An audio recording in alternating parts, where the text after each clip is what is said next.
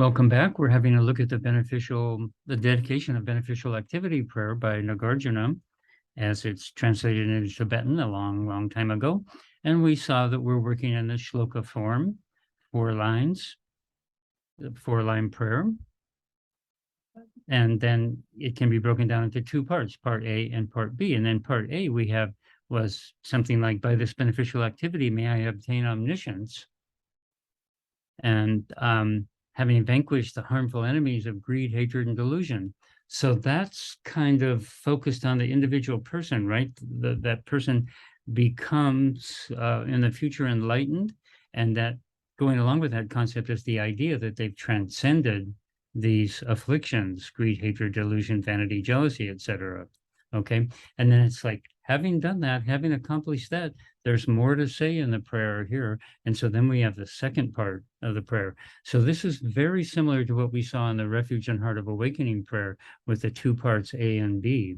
When these are translated and put in a pecha for reading the liturgy and practice, it's not broken down. It's not made clear that there's 2 parts and 4 lines exactly. They're just all, one line after the other in the text.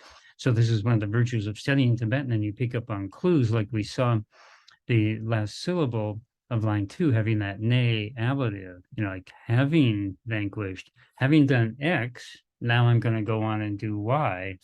Okay.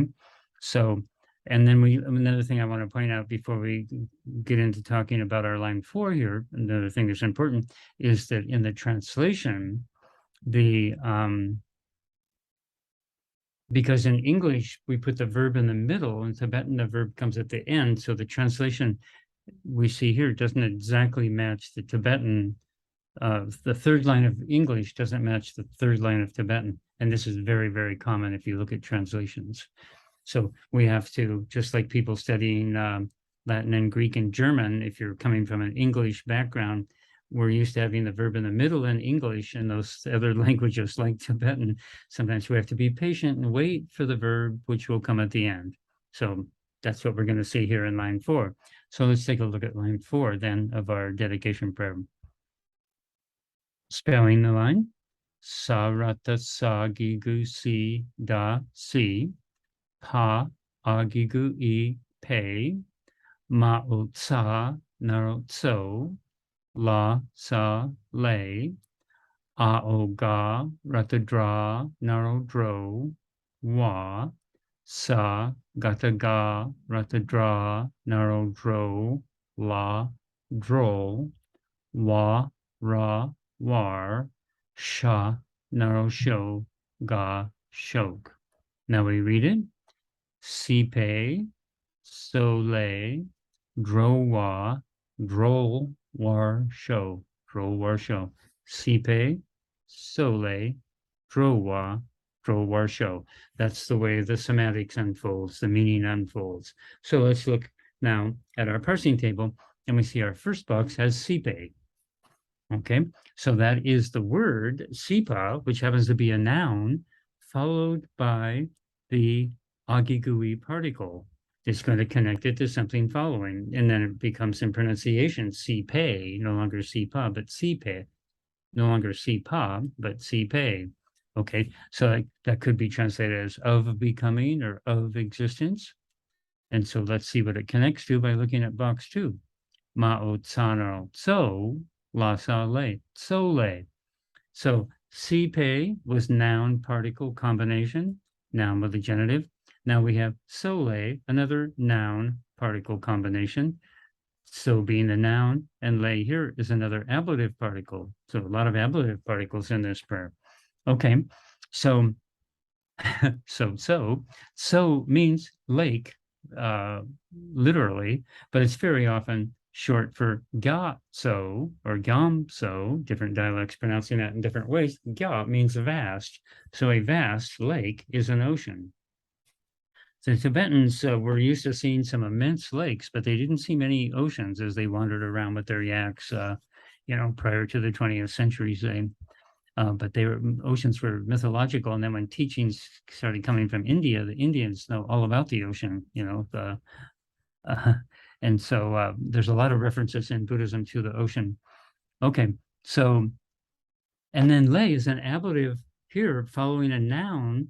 And so it's more standard meaning following a noun is from. And so then we get from the ocean.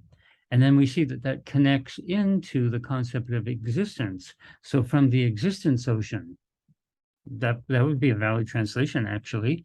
We're just making, you know, bonding, yes, bonding the concepts of existence and ocean, but it could be like the ocean of existence. This is metaphor for samsara. And then lay from the ocean of existence. Oh, okay. And then from the ocean of existence, let's look at the end of line 3 again with that genitive. Which, the ocean of existence, which is tossed about, you know, disturbed by the waves of birth, aging, illness, and death. Oh, so see how the meaning and the syntax, I want to point out the syntax in particular, how it runs across lines. So again, the shays at the end of a line, they're not definitive syntax or, you know, grammatical markers indicating a complete unit in and of itself. It's a unit for recitation, but then for on the level of meaning, we have to stay open and recognize that things like nay, having done X, there's going to be more coming. And then something like a genitive, which is tossed about, you know, has to connect with some antecedent, something that it's referring to. Okay, so now we've got from the ocean of existence, which is tossed about by the waves of birth, aging, illness, and death. What about from that ocean of existence? So now we have a new noun, drowa, in the third box, ao garata dra naro dro wa drowa. That's a noun. It's a if you just have that word drowa by itself outside this prayer, just as like a Platonic form or something, and you're analyzing it, what is it, independent of any context of speaking or writing? It can be the verb, the infinitive of the verb to go. So that's definitely a verb. Or it can be a noun, literally a goer. So some people translate that as transmigrator, someone who transmigrates.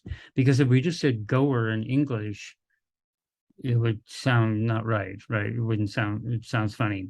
And so in English, then we translate it. And in translations, just like in lexicography, the art of translation, things become established and become habit. And so then other people translate them that way, and it just catches on. And that's the way that we always translate that. Okay, so what's wrong with that? Sometimes nothing in particular, but sometimes if we look closer and study the language, we see, oh, this means something and has then a particular resonance that's more meaningful and speaks to us more. Than just the standard one. And so the great translator Richard Barron asked the question one time, why do we say sentient being instead of just a being? Because aren't all beings sentient? Kind of by definition, right? Like a rock, we wouldn't call a being, but a cat is.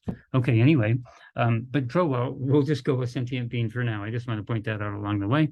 And then we have our final box, the final 3 syllables of the whole thing, which is so very, very often in a Tibetan shloka, a 3-part verb. And this is the standard 3-part verb. This is how they work. We have a main verb with a connecting particle, which connects it to, at the end, an auxiliary verb. Now, this happens, I think I'm quite comfortable to say, tens of thousands of times in Tibetan literature. So it's worth talking about. So the 3-part verb, sagata gaurata dra naro dro la dro, wa ra war, sha naro sho ga shok, dro war shok. So we have the verb plus a fused ladun particle, and we learn about the laduns in Divine Tree Grammar Poem 20 to 26. And then that connected to an imperative particle, which gives the idea in Tibetan, the imperative has 2 uses. One is like the traditional interpretation of the imperative to give an order, like stop, for instance. and the other to express a wish. So some people call this the optative mode use. Other people will say subjunctive use, but it's expressing a wish idea. And so then we translate that into English very, very often by may. Okay. And so that's the shok at the end. In the middle, well, we have dro war shok. So dro wa, that's the verb. And just the ra, that's the la done particle fused to the verb dro wa. So the la done particles are suru ra do, su ru ra do na la tu. So ra is one of the la done particles. It's one that gets fused right to words that have no suffix. So drowa, the word, has no suffix. It ends in a final syllable wa, so the ra gets fused right to that. Okay, so we're connecting the concept of may I with the concept of droll. This is the same droll as in droll ma, the Tibetan word for green tara. Believe it or not, tara is not a Tibetan word. That's a Sanskrit word. So she's called Droma. Green Tara is in Tibetan, she who liberates, liberatrice, if you will, or savioress. Okay, so then may liberate. Okay, then there's not a subject again, right? Because it's a prayer that we're expressing. The subject, I or we, is assumed. So it's not written down in Tibetan. Kind of erodes away the concept of ego also when it doesn't get written down, I think. Okay, so we get, may I liberate beings. Okay, so very often put it, in translation, see, I said, may I liberate all beings.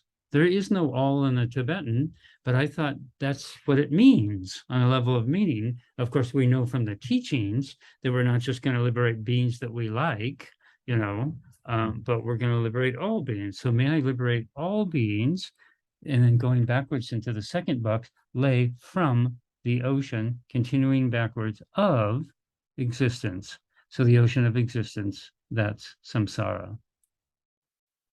So that's our line 4 in the 4-line dedication of beneficial activity.